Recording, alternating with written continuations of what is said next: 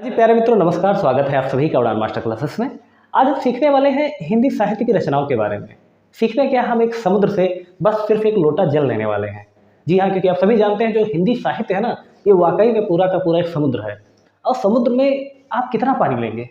तो कोशिश की है हमने कि एक सिर्फ एक लोटा जल लेने की कोशिश की है कि एक ही वीडियो में हम आपको ऐसी चीज़ें आपको दे दें जो वाकई में आपके एग्जाम में पूछे जाने वाली हैं। और वैसे तो जो है ये वीडियो हम थोड़ा लेट में लाना चाहते थे, लेकिन कई सारे मित्र हमारे ऐसे हैं जो तब से जुड़े हैं जब लेखपाल की तैयारी हम करवाते थे। खासकर उसमें जितेंद्र सिंह पटेल एक हैं मित्र, ठीक है, उनके द्वारा कई बार मैसेज ये आ रहा था कि सर एक हिंदी साहित्य का इतिहास और रचनाएं का वीडियो लेकर आइए। तो बिना समय गंवाए चलिए शुरू करते हैं।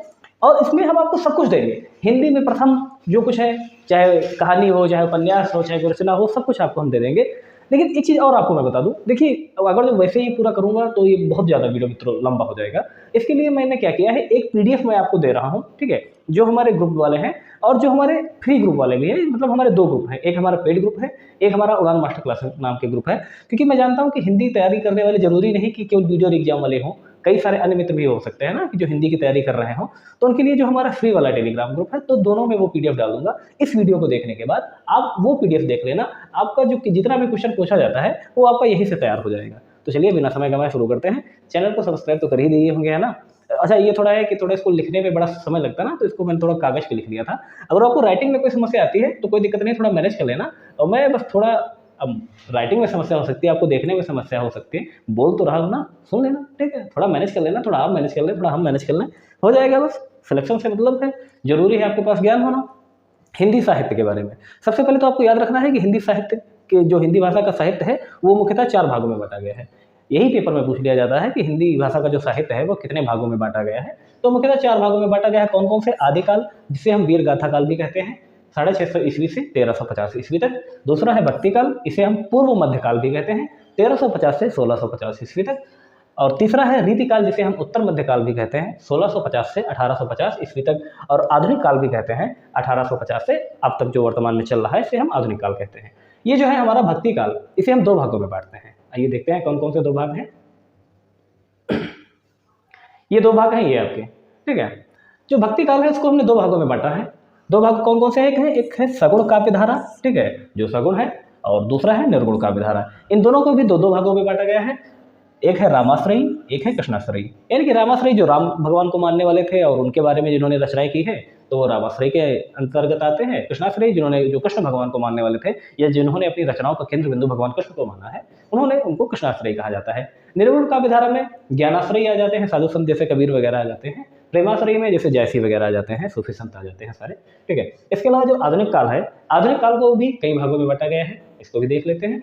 आधुनिक काल को जो भागों में बांटा गया है वो मुख्यतः इतने भाग हैं, यहाँ पे थोड़ा देख लेना, ठीक है। जैसे कि सबसे पहला है आपका भारतेंदु युग। भारतेंदु हरिश्चंद्र के नाम पर इनके सबके बारे में थोड़ा थोड़ा पढ़ लेंगे, जितना आपका एग्जाम में पूछा जाता है। ये है 1850 से 1900 ईस्वी तक। मैं बोल इसीलिए रहा हूँ ताकि मान लिया आपको यहाँ पर देखने में दिक्कत हो रही है, आपको राइटिंग में समस्या आ रही हो, तो मैं थोड़ा बोल दूंगा तो हो जाएगा ना, ठीक है। द्विवेदी युग 1900 से 1920 ईस्वी तक। सबसे लंबा कौन रहा था? तो भारतेंदु युग रहा था, पूरे के पूरे 50 साल रहा था। छायावाद युग जो था 1920 से 1936 तक रहा था। और प्रगतिवाद है 1936 से, ये आगे आपको सर नहीं दिया है ना, तो इसका मतलब सिर्फ ये है कि जरूरी नहीं प्रगतिवाद केवल 1936 से केवल 1943 तक ही रहा हो।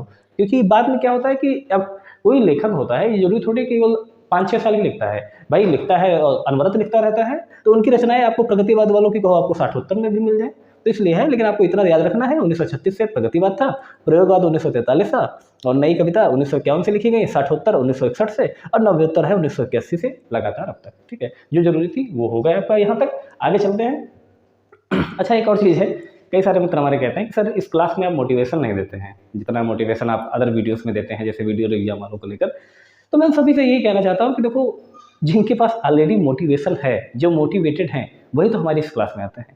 भाई जिसको एग्जाम क्रैक करना है, जिसको अपने माँ बाप का सपना पूरा करना है, जिसको वाकई में एक सिलेक्शन लेना है, वो ऑलरेडी इसमें आ जाता है क्लास में, उसको मोटिवेशन की जरूरत ही नहीं पड़ती है, ठीक है। आगे चले। अच्छा, उस दिन एक कमेंट आया था कि सर आपके पास एक ही शर्ट है क्या?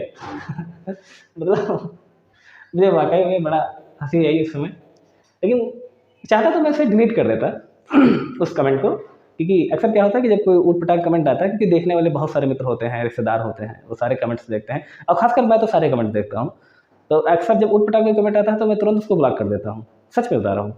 कि हाँ वो बाद में कभी हमारा यूट्यूब चैनल पाएंगे भी नहीं यूट्यूब पे, ठीक है। लेकिन बस यही चीज़ है, वो थोड़ा अच्छा लगा, लेकिन देखा कि कई सारे मित्र हैं उसको ऑलरेडी उसको जवाब दे दिए थे, ठीक है। तो बात ये नहीं होती है, कुछ चीज़ों से लगाव हो जाता है। जैसे आपकी क्लास है हिंदी की, उससे मेरा लगाव है, ये शर्ट है, इससे मेरा लगाव है, और इस शर्ट की जो है कैटेगरी जो है वो 3-4 कैटेगरी सेम यही मॉडल की है, तो बार बार वही पहन लेता हूँ, ठीक है। बाकी इतना अवेयर नहीं हूँ अभिनय सर की तरह कि हर एक क्लास में हर एक ड्रेस चेंज करके आऊँ, ठीक है। चलिए आगे देखते हैं। अगला क्वेश्चन है जो मोस्ट इंपॉर्टेंट है कि हिंदी साहित्य के जो काल हैं, जो आदिकाल हैं, है ना, रीतिकाल है, पूर्व मध्यकाल है, आधुनिक काल है, इन काल का जो नामकरण किसने किया है, तो वो महाशय हैं जॉर्ज ग्रियर्सन।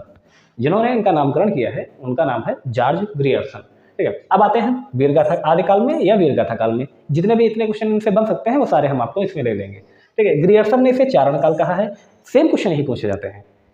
आदिकाल को चारण काल किसने कहा, ग्रियर्सन ने कहा। आदिकाल को बीज वपन काल किसने कहा, महावीर प्रसाद द्विवेदी ने। अच्छा, बीज वपन काल क्यों कहा, क्योंकि जो हिंदी साहित्य का बीज है, हिंदी साहित्य का शुरुआत है, वो आदिकाल से माना जाता है, ठीक है। तो बीज वपन काल किसने कहा, महावीर प्रसाद द्विवेदी ने, कई बार पेपर में पूछा गया है। रामचंद्र शुक्ल और हजारी प्रसाद द्विवेदी ने क्या कहा, आदिकाल और वीरगाथा काल। एक चीज यहाँ पे थोड़ा ध्यान दीजिएगा, हजारी प्रसाद द्विवेदी ने केवल इसे आदिकाल कहा है, और रामचंद्र शुक्ल ने क्या कहा है, आदिकाल भी कहा है और वीरगाथा काल भी कहा है। थोड़ा ध्यान रखना यहाँ पर, इसीलिए मैंने थोड़ा डार्क लिखा है। हजारी प्रसाद द्विवेदी ने आदिकाल कहा है और रामचंद्र शुक्ल जी ने तो आदिकाल कहा ही है, लेकिन इसके अलावा रामचंद्र शुक्ल जी ने वीरगाथा काल भी से कहा है। और इसका जो मिश्र बंधु ने क्या कहा है, मिश्र बंधु एक बहुत ही फेमस थे, इन्होंने कहा है प्रारंभिक काल। इस काल की जो प्रमुख शैलियाँ थी वो डिंगल और पिंगल। पता है, जब मैं इसके नोट्स बना रहा था तो मैं वाकई में 9th high school first year inter में पहुंच गया, क्योंकि सब कुछ आपका वही है 9th high school first year inter वाला। आगे चले, आगे चलते हैं। अब इस काल की हम प्रमुख रचनाएं देख लेते हैं, जो रचनाएं आपकी पूछी जाती हैं पेपर में, ठीक है। अच्छा, एक और चीज़ है, इस क्लास को देखने के बाद, इस क्लास को देखने के बाद मैं आपको एक पीडीएफ दे दूंगा, लिंक आपको दोनों डिस्क्रिप्शन में मिल जाएंगी। हमारे पेड ग्रुप वाली भी, जो मात्र 76 रुपये में हम आपको वीडियो का पूरा कोर्स करा रहे हैं, उसमें भी ये लिंक डाल देंगे। और एक वीडियो री एग्जाम सेलेक्ट, एक है हमारा उड़ान मास्टर क्लासेस के नाम से, उसमें ये एक और पीडीएफ डाल देंगे। तो जितना जरूरी है वो यहाँ पे देख लेना, वो वहाँ पर नहीं मिलेगा, तो ये यहाँ पे देख लेना। बाकी जो है इंपॉर्टेंट, मैं 18 पेज की एक पीडीएफ है वहाँ पे डाल दूंगा। एक बार फिर बता रहा हूँ, थोड़ा ध्यान दीजिएगा। आदिकाल की जो प्रमुख रचनाएं हैं, जैसे पृथ्वीराज रासो, इसके रचयिता है चंद्रबरदाई। अच्छा, चंद्रबरदाई, ठीक है। और ये जो पृथ्वीराज रासो किताब है, ठीक है, ये रचना है, इसे रामचंद्र शुक्ल ने क्या कहा है, हिंदी का प्रथम महाकाव्य। हिंदी का प्रथम महाकाव्य किसने कहा है, रामचंद्र शुक्ल जी ने। किसे, पृथ्वीराज रासो को। ये क्वेश्चन कई बार पेपर में पूछा गया है कि रामचंद्र शुक्ल ने हिंदी महाकाव्य का मतलब प्रथम महाकाव्य किसे कहा है, तो पृथ्वीराज रासो को कहा है। हमीर रासो के रचनाकार कौन है, सांगधर हैं। खुमाड़ रासो के रचनाकार हैं दलपति विजय। परमाल रासो के रचयिता हैं जगनित। विजयपाल रासो के हैं नरनल सिंह भाट। बीसल देव रासो के हैं नरपतनाभ। इसके अलावा चंद पदावली, लिखनावली, कीर्ति कला, ये जो है ये हैं विद्यापति इसके रचनाकार हैं। आइए चलते हैं पूर्व मध्यकाल में, बिना समय गंवाए। पूर्व मध्यकाल को हम क्या कहते हैं, भक्तिकाल भी कहते हैं, जिसके बारे में भी बताया था कि ये 2 भागों में बांटा गया है, ठीक है। कौन कौन से, एक आपका सगुण, एक आपका निर्गुण, ठीक है। सगुण में आपके आ जाते हैं रामाश्रयी, कृष्णाश्रयी। निर्गुण में प्रेमाश्रयी और संत वाले आ जाते हैं, ठीक है, प्रेमाश्रयी और ज्ञानाश्रयी। तो हम इसमें देख लेते हैं, इसके बारे में ज़्यादा आपको जानकारी करने की जरूरत नहीं है, बस जो रचनाएं हैं प्रमुख वो देख लीजिएगा। पूर्व मध्यकाल। और एक चीज़ मोस्ट इंपॉर्टेंट है, हिंदी साहित्य का स्वर्ण काल किसे कहते हैं, तो हिंदी साहित्य का जो स्वर्ण काल कहते हैं वो कहते हैं पूर्व मध्यकाल को। या तो आपका पेपर में आ सकता है, क्या आ सकता है, या तो इसे पूर्व मध्यकाल कहेंगे या तो हम इसे भक्तिकाल कहेंगे, ठीक है। मोस्ट इंपॉर्टेंट क्वेश्चन है, हिंदी साहित्य का स्वर्ण काल किसे कहते हैं, तो भक्तिकाल को कहते हैं या पूर्व मध्यकाल को कहते हैं। प्रमुख रचनाएं कौन कौन सी हैं, जैसे रामाश्रयी में आप आ जाइए, तुलसीदास बहुत फेमस है, इनकी प्रमुख रचनाएं कौन कौन सी हैं, रामचरितमानस है, कवितावली है, गीतावली है, दोहावली है, पार्वती मंगल है, विनय पत्रिका है, रामलला नेक्षु है और बरवे रामायण। ये प्रमुख रचनाएं हैं तुलसीदास जी की, इनको आपको देख लेना है। केशवदास की रामचंद्रिका है, जिसे हम प्रबंध काव्य कहते हैं। नाभादास की भक्तमाल। बस इतनी ही रचनाएं हैं जो आपकी रामाश्रय के अंतर्गत मोस्ट इंपॉर्टेंट पूछी जाती हैं। कृष्णाश्रय में सूरदास जी हैं, सूरसागर, सूरसारावली, साहित्य लहरी, भ्रमर गीत। और रसखान की जो रचनाएं हैं वो है प्रेम वाटिका, सुजान रसखान। मीराबाई की प्रमुख रचनाएं कौन कौन सी है, गीत गोविंद टीका, राग गोविंद और नरसिंह जी का मायरा।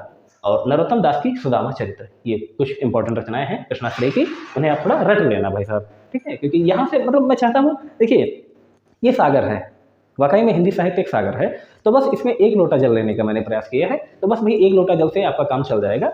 और इसके अलावा अगर आपको थोड़ा डिटेल में पढ़ना है तो वो पीडीएफ जरूर पढ़ लेना। आगे चलें, आगे चलते हैं संत काव्य, यानी कि आप ज्ञानाश्रय में आ जाइए, मैंने पहले ही बताया था। ज्ञानाश्रय में जैसे आपके कबीर जी हैं, कबीरदास की जैसे रचना है जो बीजक है, जो कि 3 भागों में है। कौन कौन से? साखी, सबद और रामायणी। यही पेपर में पूछा गया है कि कबीरदास की जो रचना है, हालांकि इन्होंने नहीं लिखा है, जो इनके शिष्य लोग होते थे वो लिख लेते थे, ठीक है। तो साखी, सबद, रामायणी ये इंपॉर्टेंट है। ये बीजक के 3 मुख्य भाग हैं। इसके अलावा रैदास की एक रचना है बानी, ठीक है। जो रैदास के पद हैं वो बानी में लिखे गए हैं। मलकदास हैं उनका रत्न खान और ज्ञानबोध, ये जरूर याद रखना। आगे है प्रेमाश्रयी में सूफी काव्य है, ठीक है। जैसे मान लो जो मुस्लिम संत लोग थे उस समय, सूफी लोग, ठीक है। जैसे जायसी हैं, जायसी की पद्मावत, आखिरी कलाम, अखरावट, कन्हावत, ये मोस्ट इंपॉर्टेंट रचनाएं हैं। नूर मोहम्मद की इंद्रावती और अनुराग बांसुरी, अनुराग बांसुरी मोस्ट इंपॉर्टेंट है, इसको थोड़ा ध्यान रखना। नूर मोहम्मद और अनुराग बांसुरी की, मतलब नूर मोहम्मद की इंद्रावती और अनुराग बांसुरी। नंददास की कौन कौन सी है? रूप मंजरी, मोस्ट इंपॉर्टेंट। मुल्ला दाऊद की चंदायन या लोरकहा। ईश्वरदास की सत्यवती कथा, ये क्या है? ये प्रेमाश्रयी में है। असाइद की हंसावली, कुतुबुल की मृगावली और उस्मान की चित्रावली, ये मोस्ट इंपॉर्टेंट रचनाएं हैं, इनको थोड़ा ध्यान रखना। आगे चलते हैं, आगे आ जाते हैं हम रीतिकाल में। रीतिकाल की प्रमुख रचनाएं और ये भी देख लेते हैं, ये तीसरा आपका मुख्य भाग है। तो रीतिकाल को हम उत्तर मध्यकाल भी कहते हैं। रामचंद्र शुक्ल ने इसे रीतिकाल कहा है, विश्वनाथ प्रताप मिश्र ने कहा है श्रृंगार काल, और केशवदास को कठिन काव्य का प्रेत किसने कहा है? रामचंद्र शुक्ल ने कहा है। मोस्ट इंपॉर्टेंट क्वेश्चन एक बार फिर से कि केशवदास को कठिन काव्य का प्रेत किसने कहा है? रामचंद्र शुक्ल जी ने कहा है, ठीक है। इसको थोड़ा ध्यान रखना। इसकी प्रमुख रचनाएं कौन कौन सी हैं? जो रचनाकार हैं जैसे बिहारी जी हैं, इसके रीतकाल के प्रमुख माने जाते हैं। बिहारी सतसई, इसमें लगभग 713 दोहा हैं। और घनानंद की है जैसे इश्कलता, प्रीति प्रवास, वियोग बेली। भूषण की कौन कौन सी हैं? छत्रसाल दशक, शिवराज भूषण, शिवा बावनी। इसके अलावा भिखारी दास की काव्य निर्णय और श्रृंगार निर्णय, ठीक है। अच्छा, रीतकाल में क्या था? थोड़ा इसमें श्रृंगार रस की प्रधानता थी, ऐसे आप समझ सकते हैं। अगर मान लो क्वेश्चन पूछ लिया जाए कि किस काल में हमें श्रृंगार रस, किस काल की रचनाओं में हमें श्रृंगार रस की प्रधानता मिलती है, तो हमारा होता है रीतिकाल। आगे चलते हैं। मैं नहीं चाहता कि आपका ज़्यादा समय लगे भाई। अष्टछाप के कवि कौन कौन से हैं? तो अष्टछाप के 8 कवि हैं, इनको थोड़ा ध्यान रखना है। 4-4 भागों में हमने इनको बांटा है, क्योंकि कुछ हैं आपके वल्लभाचार्य के शिष्य, कुछ हैं आपके विठलनाथ के शिष्य, तो थोड़ा इनका भी देख लेना। यहाँ से भी क्वेश्चन बन जाता है कि निम्न में से कौन सा वल्लभाचार्य का शिष्य नहीं होगा। 3 तो आपको ये दिए होंगे, एक शिष्य को दिया होगा, आप कंफ्यूज हो जाएंगे। तो आपको याद रखना है कि सूरदास, कृष्णदास, कुंभनदास और परमानंद दास, ये हैं वल्लभाचार्य के शिष्य हैं। चतुर्भुज दास, गोविंद स्वामी, छीत स्वामी, नंददास, ये हैं विठलनाथ के शिष्य। इसको थोड़ा ध्यान रखना। वैसे तो आपके अष्टछाप के 8 कवि हैं, लेकिन 4-4 भागों में मैंने इन्हें इसीलिए बांटा है कि 4 हैं आपके वल्लभाचार्य के शिष्य, 4 हैं विठलनाथ के शिष्य, और इनसे क्वेश्चन बन सकता है। अब आगे चलते हैं, मोस्ट इंपॉर्टेंट है आपका। आगे आते हैं आधुनिक काल में। आधुनिक काल को जैसे मैंने अभी बताया था, इसको कई भागों में बांटा गया है। जैसे सबसे पहले ये कि भारतेंद्र युग। भारतेंद्र युग जो है, ये नामकरण जो इसका हुआ है वो हिंदी नवजागरण के अग्रदूत भारतेंद्र हरिश्चंद्र के नाम पर, जो हमारे भारतेंद्र हरिश्चंद्र जी हैं, ठीक है। तो हिंदी नवजागरण के अग्रदूत माने जाते हैं। क्वेश्चन आपका ये भी तैयार हो गया। हिंदी नवजागरण के अग्रदूत कौन माने जाते हैं? भारतेंद्र हरिश्चंद्र जी हैं। इनकी प्रमुख जो इसमें से प्रमुख हैं भारतेंद्र युग के जो लेखक हैं, अभी रचनाओं का आगे चलेंगे, लेकिन अभी आपको ये याद रखना है कि यही पेपर में पूछ लिया जाता है कि निम्न में से कौन सा भारतेंद्र युग का लेखक है। तो जो इंपॉर्टेंट लेखक हैं वो हमने आपके लिए इसमें लिख दिए हैं। जैसे प्रमुख है भारतेंद्र हरिश्चंद्र जी, तो ही हैं। बद्री नारायण चौधरी हैं। इसके अलावा इनको एक शॉर्टकट नाम दिया जाता है प्रेम घन, ठीक है। बद्री नारायण चौधरी का एक शॉर्टकट नाम है प्रेम घन। और प्रताप नारायण मिश्र, आपको याद होगा कि जब आपने शायद 9th हाई स्कूल में होंगे या आपने 2012 में हाई स्कूल किया होगा, तो आपको पता होगा एक पाठ था बात जो हम करते हैं ना, उस पर ये पूरी उनका एक पाठ ही था, उसमें लेसन ही था, ठीक है। मुझे याद है, आपको भी याद होगा जिन्होंने 2012 के बाद में हाई स्कूल इंटर किया होगा, ठीक है। द्विवेदी युग का नामकरण महावीर प्रसाद द्विवेदी के नाम पर हुआ है। इसे जागरण सुधार काल भी कहते हैं। मोस्ट इंपॉर्टेंट कुछ चीज़ें हैं, उनको आपको याद रखना है। इसे जागरण सुधार काल भी कहते हैं। इसके प्रमुख जो लेखक थे कौन कौन से थे? महावीर प्रसाद द्विवेदी तो होंगे ही, मैथिली शरण गुप्त हैं, राम नरेश त्रिपाठी हैं, सिया राम शरण गुप्त हैं, मुकुटधर पांडे हैं और बाल मुकुंद गुप्त हैं। ये कुछ प्रमुख इसके लेखक हैं, रचनाकार हैं। आगे चलते हैं। आगे जो है आपका पूछा जाता है जैसे मतलब छायावाद युग से, ठीक है। बस छायावाद को देख लीजिए, बस आगे चलते हैं प्रमुख लेखक और उनकी रचनाएं। छायावाद युग में कौन कौन से हैं? छायावाद के जो मुख्य 4 स्तंभ कवि माने जाते हैं वो कौन कौन से? जयशंकर प्रसाद, सूर्यकांत त्रिपाठी निराला, सुमित्रानंद पंत और महादेवी वर्मा। ये जो 4 हैं ये मोस्ट इंपॉर्टेंट है छायावाद युग के। अब आगे चलते हैं जो प्रमुख लेखक हैं और उनकी रचनाएं। यहाँ पे मैंने कुछ दी हैं और कुछ बाकी आपको हमने PDF में दे दी हैं वहाँ पर, ठीक है। अच्छा, मैथिली शरण गुप्त से जो अधिकतर क्वेश्चन पूछा जाता है, इनका जन्म कहाँ हुआ था? तो इनका जन्म हुआ था आपके झांसी में, और इन्हें राष्ट्रकवि की संज्ञा दी जाती है। इन्हें राष्ट्रकवि की संज्ञा दी जाती है क्योंकि इनकी अधिकतर रचनाएं जो थी वो हमारे राष्ट्र को लेकर हैं। जैसे क्या है, जयद्रथवध इनकी प्रमुख रचना है, भारत भारती कई बार पेपर में पूछी गई है, साकेत है, यशोधरा है, पंचवटी है, द्वापर है, रंग में भंग है, इनकी प्रमुख रचनाएं हैं, इनको थोड़ा को ध्यान रखना है। भारतेंद्र हरिश्चंद्र की प्रमुख रचनाएं कौन कौन सी हैं? प्रेम सरोवर। अच्छा, इनकी कई रचनाओं में हमें प्रेम मिलता है, लेकिन ऐसा भी नहीं है कि केवल प्रेम इन्हीं की रचनाओं में मिलता है, अभी मैं आगे आपको बताऊंगा। लेकिन अधिकतर जो है आपका, जब आपको कुछ भी ना पता चले तो आप ये भी कर देना कि जहाँ पर आपको प्रेम मिल जाए वहाँ पे आप भारतेंद्र हरिश्चंद्र पे पहुँच जाना। भारत दुर्दशा मोस्ट इंपॉर्टेंट, ये इनकी रचना है भारतेंद्र हरिश्चंद्र की। भारत जननी, रत्नावली। अच्छा, आपने रत्नावली आपने हिस्ट्री में पढ़ा होगा ना कि रत्नावली किसकी रचना है, तो ये है किसकी?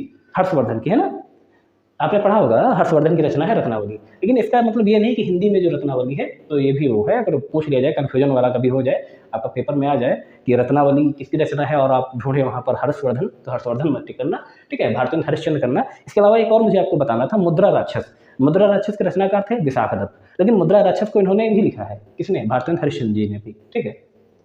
सती प्रताप, अंधेर नगरी आपने पढ़ा होगा ना, दशरथ विलाप, फूलों का गुच्छा, सरयू पार की यात्रा, लखनऊ की यात्रा, हरिद्वार की यात्रा, ये कहीं पर भी जाते थे उसी के नाम से लिख देते थे। तो भारतेंद्र हरिश्चंद्र जी के बारे में आपको इतना ध्यान रखना है, थोड़ा इनको नोट कर लेना है। आगे है जैसे आपका महावीर प्रसाद द्विवेदी। महावीर प्रसाद की प्रमुख रचनाएं हैं काव्य मंजूषा, अबला विलाप, रसज्ञ रंजन, सुमन, कालिदास की निरंकुशता, सभा की सभ्यता। मोस्ट इंपॉर्टेंट रचनाएं हमने इसमें ली हैं, यहीं से आपका फंस जाना चाहिए। आगे चलते हैं, प्रताप नारायण मिश्र, जैसा कि अभी मैंने बताया था, ये छाया उसमें है आपके द्विवेदी युग के, ठीक है। तो प्रताप नारायण मिश्र की जो प्रमुख रचनाएं हैं, प्रेम पुष्पावली। अभी मैंने बताया था ना कि जरूरी नहीं कि प्रेम आपको यहीं पर मिले, प्रेम आपको आगे भी मिलता रहेगा। तो प्रेम पुष्पावली प्रताप नारायण मिश्र की है, लोकोक्त शतक है, श्रृंगार विलास है, हठी हमीर है, आप है, बात है, खुशामद है। ये किसकी रचना है? प्रताप नारायण मिश्र की है। अयोध्या सिंह उपाध्याय हरिऔध, ठीक है, इनकी प्रमुख रचना है प्रिय प्रवास। अब देखिए ना, आप प्रिय ढूंढेंगे, प्रेम ढूंढेंगे, तो प्रिय प्रवास इनकी मोस्ट रचना है। इंपॉर्टेंट है वैदेही वनवास, वैदेही वनवास कई बार पेपर में पूछी गई है। बोलचाल है, अधिकिला फूल, ठेठ हिंदी का ठाठ, मोस्ट इंपॉर्टेंट रचना है अयोध्या सिंह उपाध्याय हरिऔध की, ठेठ हिंदी का ठाठ और रुक्मणी परिणय। आगे है जयशंकर प्रसाद। जयशंकर प्रसाद की प्रमुख रचनाएं कौन कौन सी हैं? लहर है, झरना है, कामायनी है, आंसू है, उर्वशी है, प्रेम प्रतीक। देखिए ना, प्रेम वहाँ भी था, प्रेम प्रतीक यहाँ भी है, जिसके हैं जयशंकर प्रसाद। कंकाल है, तितली है, इरावती इनका एक उपन्यास था जो कि अधूरा रह गया था। पेपर में ये भी क्वेश्चन पूछा गया है, जयशंकर प्रसाद जी का ऐसा कौन सा उपन्यास था जो अधूरा रह गया था, तो वो इरावती था।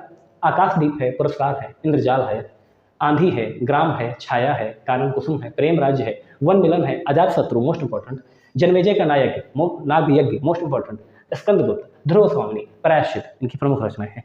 यही पेपर में कई बार यही सब घुमा घुमा के आपसे पूछ लिया जाता है। आगे चलते हैं सूर्यकांत त्रिपाठी निराला के बारे में। सूर्यकांत त्रिपाठी निराला जी जो थे, इनका जो जन्म हुआ था, ये हमारे पड़ोसी जिले उन्नाव में हुआ था, लेकिन हालांकि ये बाद में इलाहाबाद चले गए थे, ठीक है। इनके पिताजी का नाम था राम सहाय तिवारी। सूर्यकांत त्रिपाठी निराला जी, इनकी प्रमुख रचना है तुलसीदास, मोस्ट इंपॉर्टेंट, कुकुरमुत्ता, राम की शक्ति पूजा, इसके अलावा अनामिका। तुलसीदास इनकी सूर्यकांत त्रिपाठी निराला जी के हैं, मोस्ट इंपॉर्टेंट है। मास्को डायलॉग्स भी है, अप्सरा है, सुकुल की बीवी। ऐसा होता नहीं कि जैसे मतलब कि अपन मित्रों में कहने देते थे, वो मिश्र की बीवी बहुत अच्छी है ना, कि अरे त्रिपाठी की बीवी तो पूछो ही मत, है ना। तो ऐसे ही इन्होंने एक रचना लिख दी थी, इनके मित्र थे, उसके नाम पर इन्होंने लिख दी थी कि सुकुल की बीवी। अब पता नहीं कैसी थी, मैंने कभी पढ़ा नहीं है। जब कभी समय मिलेगा तो मैं कल जब ये पूरी इनकी सबकी लिख रहा था तो मुझे लगा था कि वाकई में हमें पढ़ना चाहिए। कभी समय मिलेगा देखेंगे, ठीक है। लिली है, पद्मा है, ये सूर्यकांत त्रिपाठी निराला जी की प्रमुख रचनाएं हैं। आपने लेखन पढ़ा होगा, वो तोड़ती पत्थर इलाहाबाद के पथ पर, एक कहानी आपने पढ़ी होगी, वो सूर्यकांत त्रिपाठी निराला जी की थी ना। बहुत ही मार्मिक ढंग से इन्होंने इसका वर्णन किया था, वह तोड़ती पत्थर इलाहाबाद के पत्थर। आगे चलते हैं, महादेवी वर्मा के बारे में कई बार क्वेश्चन जानते क्या पूछा गया है, इनका जन्म कहाँ पे हुआ है? तो इनका जन्म मित्रों हुआ है फर्रुखाबाद में। इनका जन्म कहाँ हुआ है? फर्रुखाबाद में हुआ है। निहार, रश्मि, नीरजा और सांधगीत प्रमुख रचनाएं हैं। इन सब को मिलाकर के इन्होंने एक काव्य संग्रह नाम दिया है यामा, ठीक है। अतीत के चलचित्र इनकी मोस्ट इंपॉर्टेंट रचना है। पथ के साथी, क्षमता और स्मृति की रेखाएं, ये कुछ इंपॉर्टेंट रचना है महादेवी वर्मा की। आगे है सुमित्रा नंदन पंत, ठीक है। मूल नाम इनका था गोसाई दत्त, ठीक है। कला और बूढ़ा चांद, वीणा, लोकायतन, पल्लव, ज्योत्सना, शिल्पी, हार, उत्तरा, पतझड़, युगवाड़ी। अच्छा, कई बार पेपर में पूछा गया है कि निम्न में से कौन सा ऐसा लेखक था जिसकी रचनाओं का केंद्र बिंदु प्रकृति रही थी? तो सुमित्रा नंदन पंत जी हैं, जो इनकी जो प्रमुख रचनाएं हैं ये प्रकृति को लेकर थी, ठीक है। तो ये भी थोड़ा आप याद रख लेना, जैसे ऑप्शन में आपको मिल जाए तो आप ध्यान रख लेना। रामधारी सिंह दिनकर, इनको भी राष्ट्रकवि की संज्ञा दी गई है। इनकी प्रमुख रचनाएं है उर्वशी। उर्वशी के लिए इनको ज्ञानपीठ पुरस्कार मिला था, ध्यान रखना थोड़ा कि ऐसी कौन सी रचना थी रामधारी सिंह दिनकर की जिसके लिए इनको ज्ञानपीठ पुरस्कार मिल गया था, तो वो थी उर्वशी। हुंकार, रेणुका, दिल्ली, संस्कृत के 4 अध्याय, इसके लिए इनको साहित्य अकादमी पुरस्कार मिला था। कुरुक्षेत्र और रेती के फूल कुछ इनकी इंपॉर्टेंट रचनाएं हैं। मैंने जो बताया है उसको भी थोड़ा ध्यान रखना कि उर्वशी के लिए इनको ज्ञानपीठ पुरस्कार मिला था और संस्कृत के 4 अध्याय के लिए इनको साहित्य अकादमी पुरस्कार मिला था। इसके अलावा अर्धनारीश्वर, उजली आग, धूप और धुआं, पंथ प्रसाद और मैथिली शरण और रसवंती, इनकी कुछ इंपॉर्टेंट रचनाएं थी। पंथ के बारे में यानी कि सुमित्रानंदन पंथ के बारे में इन्होंने स्पेशल लिखा था, एक रचना लिखी थी। प्रसाद यानी कि जयशंकर प्रसाद और मैथिली शरण गुप्त के बारे में भी इन्होंने स्पेशल लिखा था, रामधारी सिंह दिनकर, और इनको राष्ट्रकवि की संज्ञा दी जाती है। आपने पढ़ा भी होगा, कलम आज उनकी जय बोल, कलम आज उनकी जय बोल, कौन के लेखक हैं? रामधारी सिंह दिनकर जी हैं। आगे चलते हैं तो अज्ञेय जी हैं। अगर मैं बोलूं कि इनका पूरा नाम क्या है तो पूरा नाम लिखे दे रहे हैं भाई। पूरा नाम इनका क्या है? पेपर में पूछा गया क्वेश्चन है कि अज्ञेय जी का पूरा नाम क्या है? सच्चिदानंद हीरानंद वात्स्यायन। सच्चिदानंद हीरानंद वात्स्यायन, और ब्रैकेट में आप लिख कर पाते हैं अज्ञेय। ठीक है। अज्ञेय की प्रमुख रचना है आंगन के पार द्वार। इसके लिए इनको साहित्य अकादमी पुरस्कार मिला था। कब मिला था? 1964 में। अज्ञेय जी को यानी कि इनकी प्रमुख रचना है आंगन के पार द्वार, इसके लिए इनको साहित्य अकादमी पुरस्कार मिला था 1964 में। और कितनी नावों में कितनी बार, इसके लिए ज्ञानपीठ पुरस्कार मिला था 1978 में।